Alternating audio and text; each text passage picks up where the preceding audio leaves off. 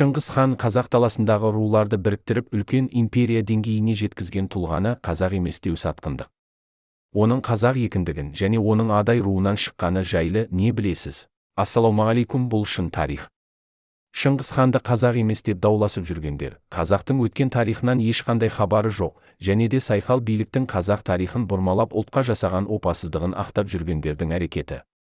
Себебі, қазақтың қағандары қазақ, алаш, атаулы, түрік, түтік, елші, күйік, мұңал, қарахан, оғызхандар құрған алып империя 12-ші ғасырда іштен шыққан жаудан парсылық Хорезм патшасының қазақ даласын жаулап алуына байланысты және өршіген бақталастықтан ыдырап, бірін-бірі қырып, жауласып жатқан жүздеген ұлыстар мен елдерге қой үстіне бозторғай жұмыртқалайтындай тыныштық орнатып, сан ғасырлар бойы бүкіл әлемге билігін жүргізген Шыңғыс хан болатын. Оның ата жұртын әлем тарихшылары қаншама зерттесе де күні бүгінге дейін Шыңғыс хан туралы жазба тарихта келтірілген тұжырымдар дау мен күмән туғызады. Себебі бүкіл тарихшылар Шыңғыс ханның шыққан тегін, империя астанасы Қарақорым қаласы атауының мағынасы не деген сұрақтарға жауап бере алмайды.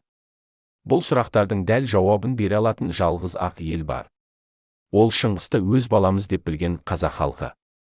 Шыңғыс ұрпағын ата-бабаларымыз өздері іздеп тауып, солардың ішіндегі көсем болуға лайықтарын шақырып алып хан сайлап отырған.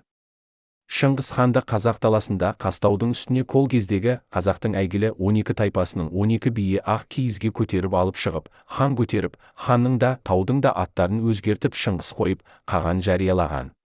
Сонда біздің ұлы ата-бабаларымыз бізден ақылсыз болғаны ма? Ешқандай айтқанға көніп, күні бүгінге дейін қолға үйретіліп көрмеген, көк бөріні киелі санап, туына салып, ұрпақтарына ешкімге тәуелсіз, дербес елдікті аңсаған жұрт.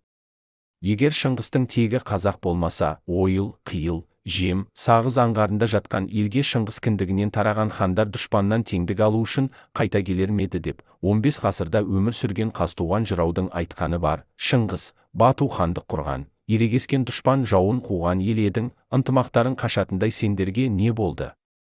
Деп 20-шы ғасырдың бас кезінде Ғұмар Қараш ақынның қайғырып жазған сөздері. Демек мұңалда Шыңғыс ханда қазақтың өз баласы. Себебі Шыңғыс хан империясының тақ билігі мұрагерлік жолмен ұрпағына берілгендігі бүкіл әлемге әйгілі. Осы үрдіске ең адал болғандары да қазақ елі болды.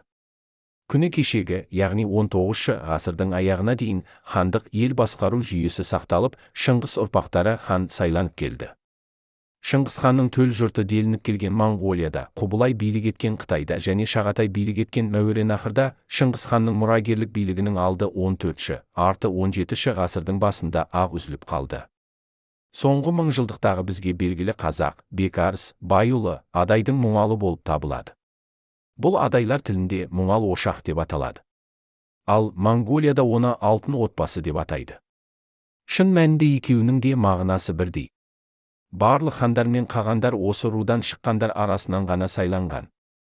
Дәл қазіргі демократия талабына сәйкес көпшілік дауыспен сайланып, ақ киізге салып көтеріліп хандық билікті иемденген. Адай атасы өзінің кенже немересі Мұңалға айтыпты делінетін мына бір әңгімені естіген боларсыз. Баяғыда екі жылан болыпты, біреуінің 1000 басы, бір құйрығы, екіншісінің 1000 құйрығы, бір басы болыпты. Бір күні ғаламат боран соғып, арты үскірік аязға айналыпты. 1000 басты жыланның бір басы інге кірейін десе, екінші басы оған қарсы шығыпты, ал үшінші басы басқа жаққа тартыпты. Ең соңында 1000 бас бір-біріне көнбей, суыққа шалдығып, жылан үсіп өліпті. Ал 1000 құйрығы, бір басы бар жыланның 1000 құйрығы бір басқа бағынып, терең інге кіріп, жылан суықтан өлмей аман қалыпты. Америка мен батыстың бүткіл жер жүзі мемлекеттеріне тықпалап жүрген демократиясы біздің ата-бабалар мұрасы. Біздің баба тарихымыздағы түркілердің билігі әскери азаматтық демократиялық жүйеге құрылған болатын. Қазақтың барлық хандары Шыңғыс ханның тікелей ұрпақтары болып табылады. 639 жыл бойы, яғни 1206 жылдан 1845 жылға дейін қазақ елінің басында тек қана Шыңғыс ханның өзі және оның үлкен ұлы Жошыдан тараған ұрпақтары болды. Демек, Шыңғыс хан қазақ болмаса, қазақ даласын басқа ұлтқа басқартып қоюы қалай? Шыңғыс ханда оның ұрпақтары да тек қана қазақ елінің тәуелсіздігі үшін Хорезм, жоңғар, орыс басқыншыларына қарсы жан аямай күресті. Олар осы жолда ештеңеден де аянған жоқ. талайлары өмір бойы аттан түспей, мына дүниенің қызығын көрмей кетті.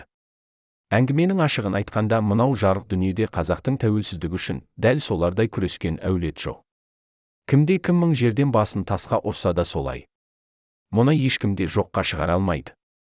Себебі ол қазақ қағанатының қара шаңырағының иесі кіші жүз, оның қара шаңырағы 12 ата байұлының, оның қара шаңырағы Адайдың мұңалынан шыққан.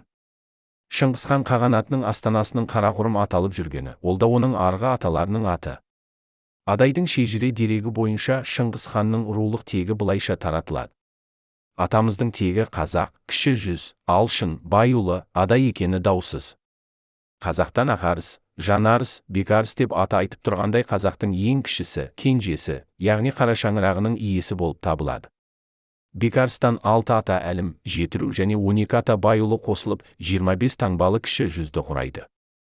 Сонда Шыңғысханның шыққан қиян, қият руы былайша өрбиді. Адайдан Келімберді, Мұңал, Жаулы, Жары, Мұрат, Кеше, Шортық, Бұхар, Құрым, Сүйіндік, Тұрнияз, Айтқұл, Қиян болып таратылады. Бұл дерек Адайдың әйгілі биі Алшын Меңдалұлы шежіресінен алынды. Бірегей қазақша арнаға қолдау үшін арнаға тіркеліп қоңыраушаға бас.